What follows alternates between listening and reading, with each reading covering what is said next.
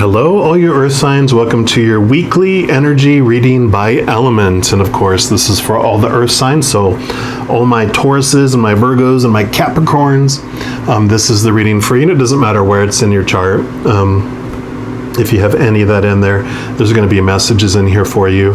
And we kind of focus in on the week of May 16th and May 23rd. But even then, if you come across this outside of it, these are timeless. Dive on in. There's messages for you regardless. That's how the creator and the spirit world works. They always bring you the messages when you are ready to hear them, right?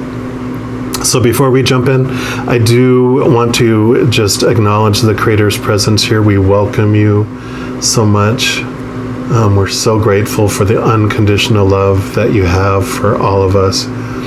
So we welcome you and we thank you. We also welcome all of our guardian angels and spirit guides, our ancestors and loved ones who've gone to the other side already, and any of those other beautiful beings of unconditional love and light. We welcome you and thank you for being present as well, helping bring messages. All right. So to get the overall energy for the week, I'm going to pull a card here from the Path of the Soul Destiny card. So we'll start off with that. We'll pull some Light Seer Tarot and then end up with a Spirit of the Animals Oracle, just to get a final message for us there. Creator, what would you like Earth signs to know about their upcoming week? What about the energy that's going to be going on here? I love that. Almost looks like a key to me there. It's number 35. Which is a good 33 and 5 equal 8, which is a strength card, strength number. But we'll read here. Oh yeah, it does look a little royal too, like a royal crown. So it's called the Royal Order. So we play important roles in each other's lives. We aid each other on the journey to oneness and ascension. Before we can play an integral role in helping others, we have to first take care of ourselves. The Royal Order is about keeping within the divine order of life. Be sure to care for this physical vessel that is you. It needs to run and function properly. You have an important part to play in the lives of others, so make sure you take care of yourself first. And of course, have this flash of, when you fly and they do the little instructions. If the oxygen mask comes down, put it over yourself first and then help others, because if you run out of oxygen, you're going to be useless to others. So take care of your inner work first. Fill up with unconditional love and let that love flow out to others. So that's kind of the message for this coming week is you have permission to be what would be called selfish, and we've been taught that that's bad, but that's because our fear ego wants to keep us in the game of sacrifice yourself for everyone else first and sacrifice your own health, and then you're not able to help anyone. When it's like, well, nope, you fill yourself up first as vessel, and all that unconditional love flows out to everyone else, and then you feel whole and complete, and you're not grouchy and you're not cranky, and everyone is happy to be around you. Because not only are you giving love, you are being love. You're not being a blood bag for energy vampires. You are freely giving excess to people. All right, what else would you like the Earth signs to know for their coming week, please? Okay.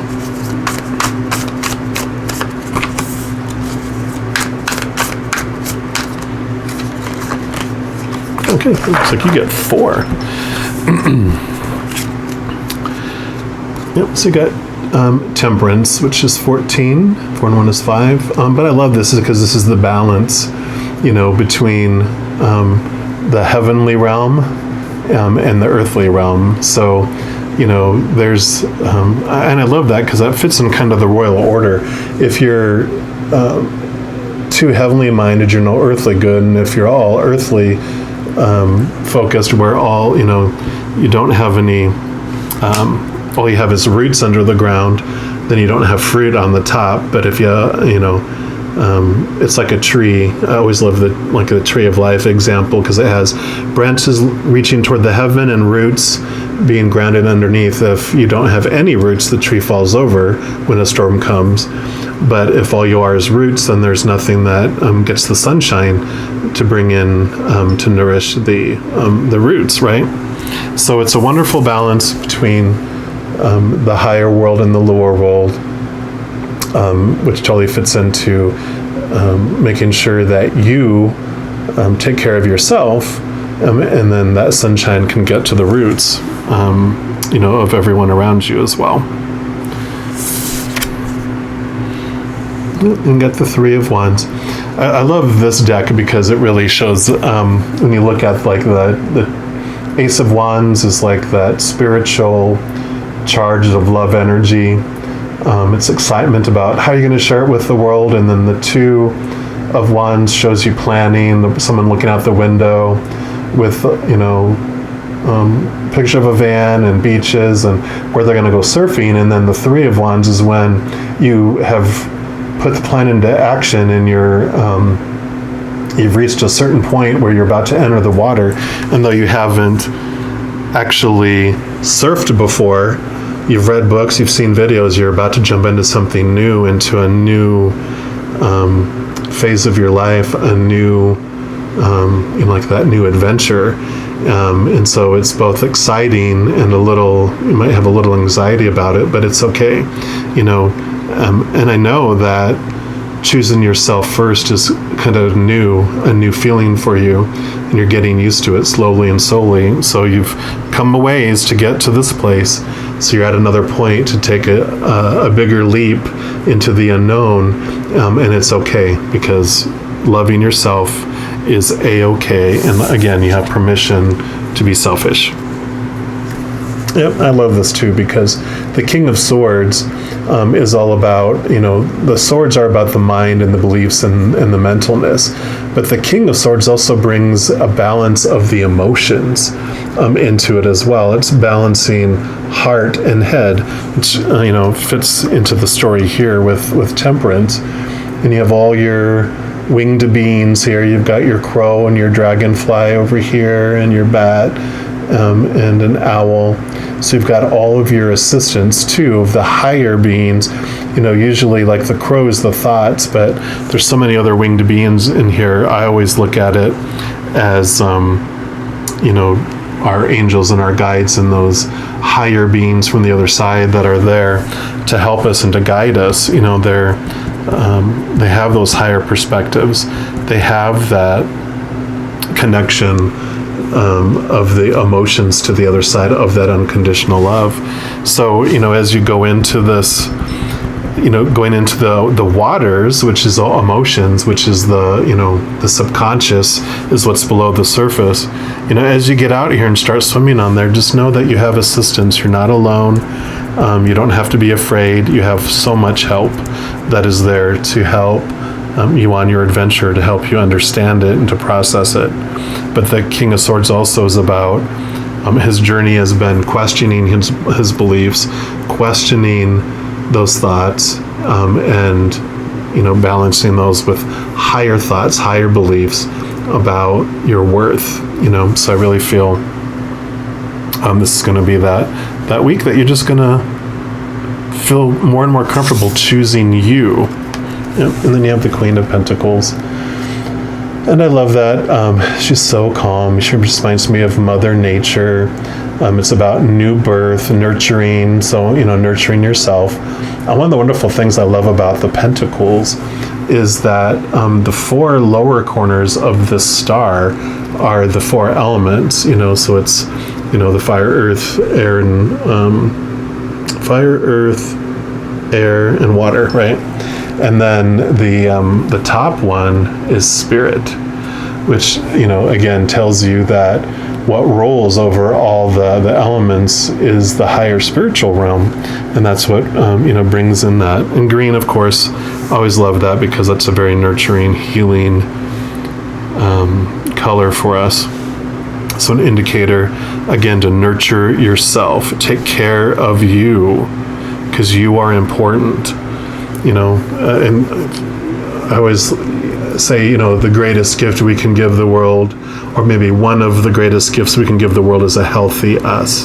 That means both emotionally, physically, mentally, and spiritually. You know, so when we focus in on developing that and giving us that attention, it just benefits everyone else around us.